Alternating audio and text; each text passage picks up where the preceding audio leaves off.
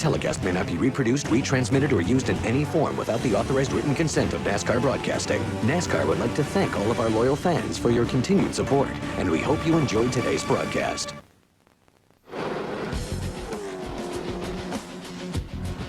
Second caution of the night, Ron Hornaday coming out of the tri-oval tried to squeeze up the outside in front of Stacy Compton. Didn't have room and slid across in front of Tony Raines, number 33. As you can see, they come through the tri-oval here. They get 3 wide, as we've talked about a number of times. Now, what Ron wants to do, and his spotter's looking back, you know, looking down toward that corner. He may have not cleared, or he may have even cleared Ron at that point. Stacy held his line. Ron came up. That's a typical deal on a Daytona track.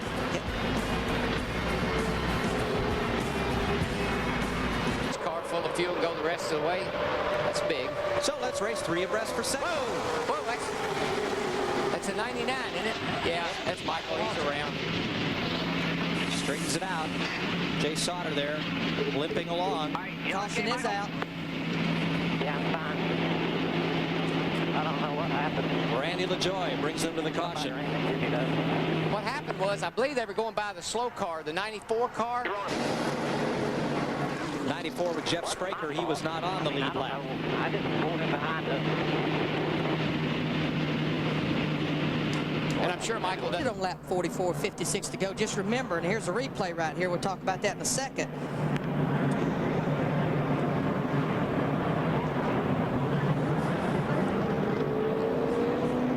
Look at that again, see if we can figure out exactly what took place there.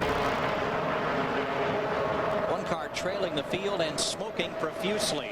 That will bring us under caution. Couldn't tell who that was, but a lot of smoke.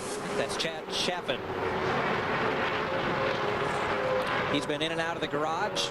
Maybe headed there again. The Nashville driver. Here's a look at LaJoie's night.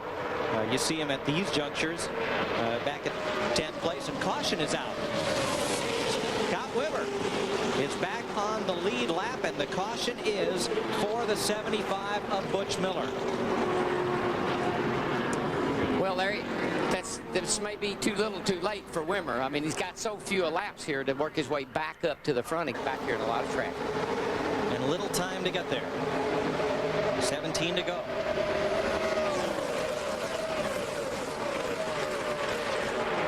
Whoa! Gary Earnhardt Takes out Randy LaJoie. 7 car. Caution is out. Bobby Hamilton Jr. going down through here, sliding through the grass. And LaJoie stops just shy of the pit wall. The front end torn from Kerry Earnhardt's car and from Randy LaJoie's. See, tires down. He's coming off turn 4.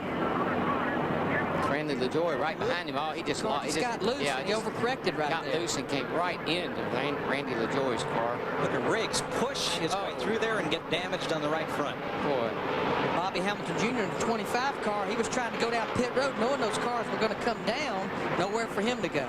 Scott Riggs is not going to like restrictor plate racing. You know, he had trouble at Talladega, and he's had trouble here tonight, not of his own making. You're up there in that top 5 with that group behind you getting further and further. You can afford to make a move because now you don't have as many cars to race. Oh, I'd be loving this if I was Nemechek and those guys up there. Let these guys fall back, and then if I'm running 4th or 5th or 3rd like Kevin LePage is, make a run here on the last lap. Well, there's 2 fellas in that front 5 running for the championship. Biffle, who is 2nd in points in the 60, and Jason Keller, 5th in line. Oh, hard hit! Hard into the wall. What's Sprague? And cars go spinning everywhere. Caution is out. Jack Sprague with an incredibly hard hit coming out of turn 2. We could have a race to the line here. This could be the race right here coming. They're racing back to the caution flag. McMurray went up high and drops to 5th. It's going to be Nemechek leading the back to the caution. Nemechek, Biffle, LePage, Keller, and McMurray over the backstretch. and Johnny Sauter. Now they're going to have to pick their way through the debris. And that was 4 laps to go. You know, the only way we'd ever get this race restarted is if they threw a red flag. And it's very borderline in having enough laps to do. Sprague and Bodine again. There they go. Kind of hanging close to each other, banging around a little bit here. All of a sudden they come off a 2. He gets a little wobble.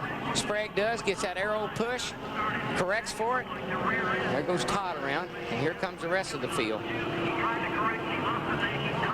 Pretty much everybody else behind these cars was involved. Saw Hank Parker scoot through, and then Ricky Hendrick came so close to making it through. If you clean start here, and Nemechek should be able to bring this thing home in first place. What I'm worried about is the 37 car. He seems to be the wild card. He wants to do something. He wants to move. So I think he's going to be the wild card in this whole thing. And he's got the teammate, McMurray, in the 27, if McMurray can get to him to help. Green flag, 2 laps to go.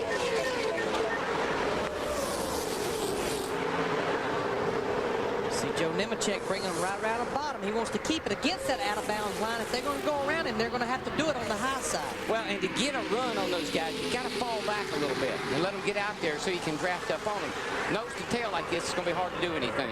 8-car breakaway at the front. Protect that yellow line. We saw this at Talladega with Mike McLaughlin riding right around on the yellow line. You can't go below it, so if you're going to go around, you got to go around the outside. So far, he's been against it all the way around this racetrack. He'll come to get the white flag. Don't want to leave that bottom open. I just don't, I think it's smart money is hold what you got. Can McLaughlin and Spencer get something going? They are 7th and 8th at the tail end of this draft. White flag. That 60 car wants to push off the corner a little bit, Larry. He kind of comes up off the bottom. You better watch doing that. He'd been complaining about his car pushing when he was directly behind the car. We heard him talk about trying to get his left front corner out and get some aero. Make a turn. Spencer's losing the draft. It may be a 7-car shootout. I think what Spencer was trying to do was get back and get that run I'm talking about, but he may have gotten back too far, and he's not really going to help himself all that much.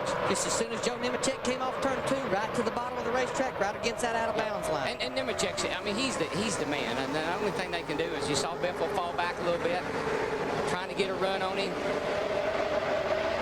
That's going to help Biffle. He's got a run on him. Nemechek's going to block the bottom. Nobody can go anywhere. Here they come to the line. Pretty clean finish. 14th Daytona start, 2nd victory for Joe Nemechek. And his first win in 8 starts in 2002. And he's the first driver to win from the pole at Daytona since this became the Busch Series in 1982. He definitely had the hot rod tonight. Nobody was going to mess with him. He led 78 of 100 laps. Biffle finishes 2nd and takes the point lead. LePage 3rd, Keller 4th, McMurray 5th. We'll be right back. This copyrighted telecast may not be reproduced, retransmitted, or used in any form without the authorized written consent of NASCAR Broadcasting. NASCAR would like to thank all of our loyal fans for your continued support, and we hope you enjoyed today's broadcast. This has been a presentation of Fox Sports.